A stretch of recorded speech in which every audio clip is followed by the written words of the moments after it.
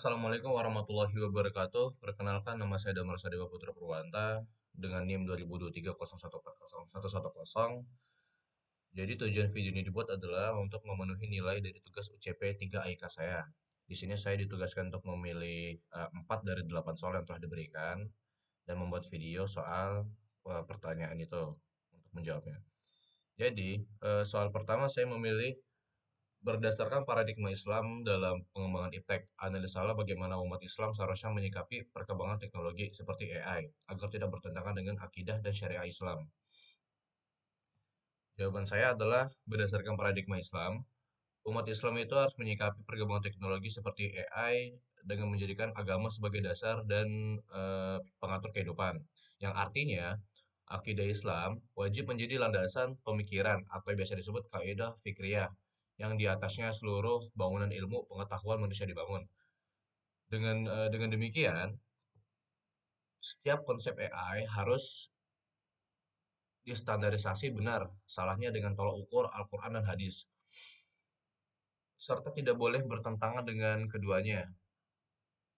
Selain itu juga syariah Islam yang bersumber dari ketentuan halal haram harus menjadi standar dalam pemanfaatan AI, yang dimana teknologi yang boleh dimanfaatkan hanyalah yang telah dihalalkan oleh syariah. Sikap ini juga menuntut agar pengembangan AI diniatkan semata-mata untuk mencari keridhaan Allah dan menjadi sarana ibadah, bukan untuk tujuan yang bersifat merusak, sehingga teknologi tersebut dapat membawa rahmat bagi seluruh alam. Itu untuk jawaban soal pertama. Soal kedua, saya memilih eh, pertanyaan ketiganya. Banyak anak muda saat ini menggunakan teknologi hanya untuk hiburan, seperti media sosial dan game online. Berdasarkan kajian potensi akal dan kalbu dalam pengembangan ipteks menurut Islam, bagaimana Anda menilai perilaku ini? Apa solusi Islami yang bisa ditawarkan agar teknologi bisa dimanfaatkan untuk pengembangan diri dan peradaban? Jawaban saya berdasarkan kajian potensi manusia dalam Islam, perilaku anak muda yang menggunakan teknologi hanya untuk hiburan, eh, itu tuh merupakan bentuk penyinyiaan anugerah Allah berupa akal dan kalbu. Allah menganugerahkan akal agar manusia itu bisa berpikir, mengamati, dan meneliti fenomena alam. Sementara kalbu juga berfungsi untuk merasa, merenung, dan mendekatkan diri kepadanya. Eh, Penggunaan teknologi yang terbatas pada hiburan itu juga mengabaikan fungsi luhur tersebut dan dapat membuat seseorang menjadi lebih malas. Solusi Islami yang dapat ditawarin adalah dengan mengarahkan kembali niat penggunaan teknologi agar menjadi sarana ibadah dan pengembangan diri. Generasi muda juga harus didorong untuk memanfaatkan teknologi guna mengasah potensi akal dengan mengakses ilmu pengetahuan dari situs yang kredibel dan juga menyucikan kalbu dengan mengakses konten-konten yang meningkatkan keimanannya kayak video ceramah keagamaan. Jadi kayak sehingga teknologi itu benar-benar bermanfaat untuk kemajuan diri dan peradaban. Untuk soal ketiga,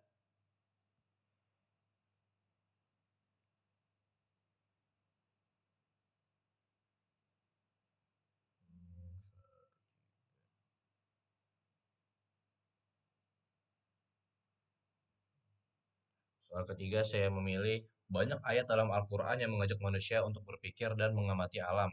Pilih satu ayat Al-Quran yang berkaitan dengan fenomena alam, lalu jelaskan bagaimana ayat tersebut bisa dijadikan inspirasi dalam pengembangan sains dan teknologi.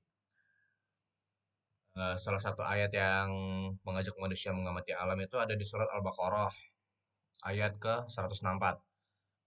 Yang dimana itu dia ngejelasin tentang penciptaan langit dan bumi, silih bergantinya siang dan malam, dan juga bahtera yang berlayar di laut, hujan yang menghidupkan bumi, terus juga hingga pengisaran eh, angin dan awan. Di mana semuanya itu disebut sebagai tanda-tanda kebesaran Allah bagi kaum yang berpikir. Nah, ayat ini juga tuh dapat menjadi inspirasi yang luar biasa bagi pengembangan sains dan teknologi. Karena setiap fenomena yang disebut itu membuka gerbang ke berbagai disiplin ilmu. Kayak pengamatan terhadap bahtera yang berlayar di laut membawa apa yang berguna bagi manusia. Nah, itu menginspirasi pengembangan ilmu teknik perkapalan, navigasi, dan juga perdagangan maritim. Sementara itu juga kajian tentang pengisaran angin dan awan menjadi dasar bagi pengembangan ilmu meteorologi sama klimatologi. Terus juga teknologi energi terbarukan seperti pembangkit listrik tenaga angin. Terus juga ayat ini secara komprehensif mendorong observasi yang melahirkan berbagai inovasi untuk kemaslahatan manusia. Dan untuk soal terakhir, saya milih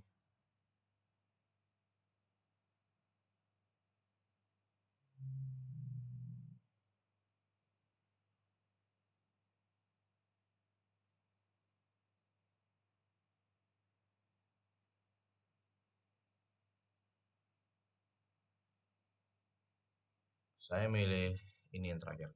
Banyak orang yang saat ini berlomba-lomba menuntut ilmu untuk meraih gelar atau pekerjaan yang lebih tinggi. Jelaskan perbedaan antara menuntut ilmu untuk dunia semata dan menuntut ilmu karena Allah Subhanahu wa taala menurut ajaran Islam. Apa dampaknya bagi individu dan masyarakat? Eh, Menurut ajaran Islam, perbedaan mendasar itu antara menuntut ilmu untuk dunia semata sama menuntut ilmu karena Allah Subhanahu wa taala terletak pada niat dan tujuannya. Yang dimana menuntut ilmu karena Allah dilandasi niat yang ikhlas untuk melaksanakan kewajiban, mengambil manfaat dan menyebarkan ilmu dari yang kita pelajarin dengan tujuan akhirnya itu mendekatkan diri kepada Allah Subhanahu wa taala. Sebaliknya, menuntut ilmu untuk dunia semata itu didorong oleh niat niat untuk bermegah-megahan, terus juga biasanya sombong, terus menandingi orang lain atau sekadar ngumpulin harta benda kekayaan duniawi. Dampaknya bagi individu itu menuntut ilmu karena Allah akan memuatnya dimuliakan, terus juga diangkat derajatnya, terus dimudahkan juga jalannya menuju surga. Nah, sementara menuntut ilmu untuk dunia akan merusak agamanya dan dia nggak akan memperoleh bau harum surga. Bagi masyarakat, juga ilmu yang dicari karena Allah akan melahirkan para ilmuwan yang berkhidmat untuk kemanusiaan dan membangun peradaban yang agung. Sedangkan ilmu yang dicari untuk dunia berpotensi disalahgunakan untuk merusak dan menimbulkan kerusakan di tengah masyarakat. Sepertinya sudah cukup sekian. Saya sudah menjawab 4 dari 8 soal. Jika ada salah perkataan mohon dimaafkan. Saya akhiri dengan wassalamualaikum warahmatullahi wabarakatuh.